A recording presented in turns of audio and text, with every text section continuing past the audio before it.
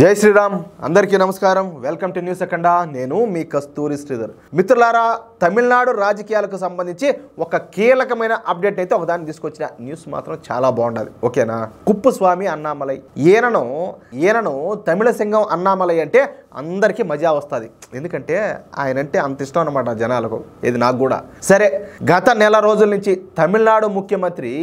ఈ హిందీ భాషకు వ్యతిరేకంగా గొడవ చేస్తా ఉన్న సంగతి మీకు అందరికి కూడా తెలిసిందే ఇక్కడ అసలు విషయం ఏందయ్యా అంటే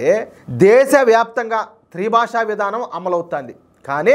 తమిళనాడు సీఎం స్టాలిన్ మాత్రం మాకు ద్విభాషా విధానమే కావాలని హిందీను తమ పైన బలవంతంగా రుద్దుతున్నారని చెప్పంట గోల చేయడం మొదలుపెట్టాడు అసలు ఇక్కడ విషయం ఏంటంటే హిందీ భాషను నేర్చుకోమని చెప్పేసి కేంద్ర ప్రభుత్వం ఏ రాష్ట్రానికి కానీ ఏ ప్రాంతానికి కానీ ఏ విద్యా సంస్థకు కానీ చెప్పలా కానీ స్టాలిన్ మాత్రం త్రిభాషా విధానం ద్వారా హిందీని తమపై రుద్దుతున్నారని లేని విషయాన్ని తీసుకొచ్చి తమిళ సెంటిమెంట్ను రాజేసే ప్రయత్నం చేస్తున్నాడు సెంటిమెంట్ రాజకీయాలు చేసి బతికేటోళ్ళు ఇటోళ్ళంతా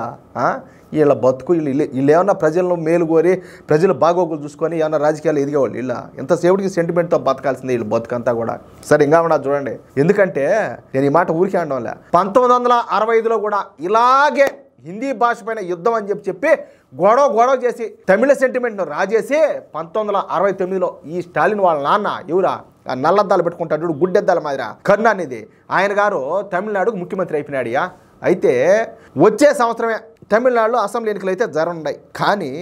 స్టాలిన్ పైన తమిళనాడు ప్రజలంతా చాలా కోపంగా ఉన్నారు అవినీతి బంధుప్రీతి అత్యాచారాలు హత్యలు దాడులు తప్ప ఈ స్టాలిన్ పరిపాలనలో అభివృద్ధి అనేది కనపడడం లేదంట దీంతో వచ్చే అసెంబ్లీ ఎన్నికల్లో స్టాలిన్ ఓడిపోయే అవకాశాలు ఎక్కువగా ఉన్నాయి అందుకే మళ్ళీ తాను సీఎం అవడం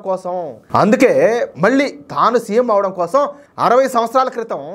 ఈ స్టాలిన్ తండ్రి ఏమైతే చేసినాడో ఎవరు ఆ కరుణానిధి ఏ సెంటిమెంట్ని అయితే రగిల్చినాడో ఇప్పుడు అదే సెంటిమెంట్ను మళ్ళీ ఈ స్టాలిన్ అయితే రగుల్చినాడు అనమాట సరే మొన్న స్టాలిన్ పుట్టినరోజు సందర్భంగా ప్రతి నియోజకవర్గంలోని డిఎంకే పార్టీ నాయకులు హిందీకి వ్యతిరేకంగా ప్రతిజ్ఞలు చేశారు ఈ క్రమంలో తమిళనాడులోని కునూరు మున్సిపాలిటీలో కూడా డిఎంకే నాయకులంతా కలిసి హిందీ భాషకు వ్యతిరేకంగా ప్రతిజ్ఞ చేశారు అయితే ఈ ప్రతిజ్ఞలో డిఎంకే కౌన్సిలర్ ఎవరో ఆయన పేరు వచ్చేసి జాకిర్ హుస్సేన్ కూడా పాల్గొన్నాడియా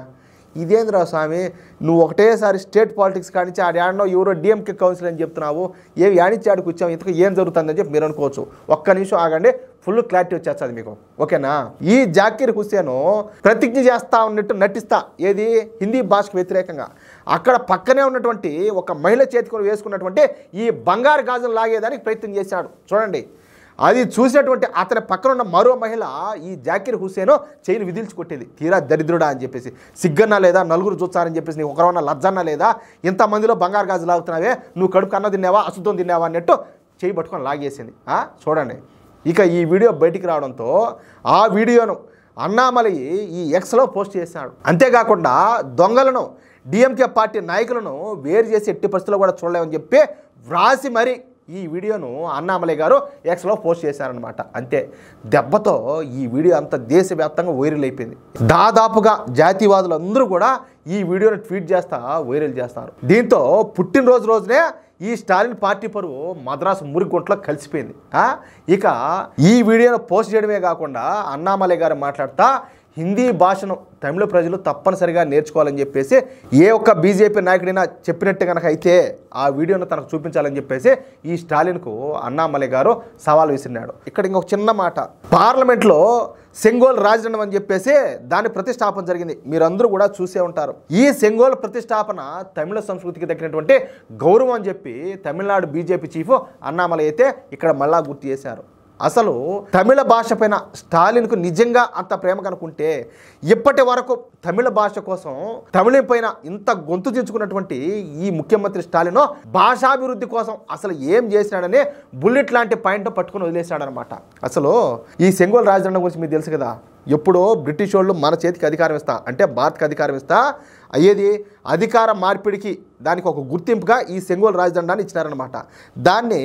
మన యుద్ధాలు చేసేటటువంటి నెహ్రూ ఏం చేశాడో 2 రోజులు చేతికట్టి ఏది ఓతకరకు వాడతాడు చూడు ఆ మారు స్టైల్గా వాడి మళ్ళీ ఎత్తి దాన్ని పక్కనేసాడు అలాంటి దాన్ని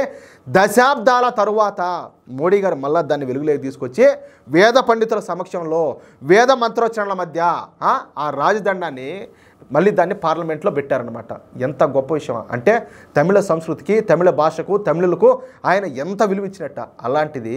ఆయన మీద వీళ్ళు విషయం నోరుతారే, వీళ్ళకి ఇంతకో మనుషులేనా అసలు పుట్టక్కే? వీళ్ళ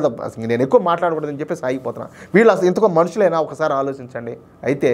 అన్నామలై గారు వేసినటువంటి ఏ ఒక్క ప్రశ్నకు కూడా ఈ డిఎంకే పార్టీ దగ్గర కానీ, ఈ స్టాలిన్ దగ్గర కానీ జవాబు లేకపోవడం గమనార్హం అనమాట. ఎట్టుంటాయి జవాబులు? నీతిగా, నిజాయితీగా, ధర్మబద్ధంగా రాష్ట్రం కోసం, రాష్ట్ర ప్రజల కోసం బతికితే ఈ దేనికైనా సమాధానం ఉంటుంది. వీళ్ళు బతికేటిగా దొంగ బతుకులు అయిపోయాయి. ఇంక వాళ్ళ దగ్గర సమాధానాలు ఎట్టొచ్చాయి?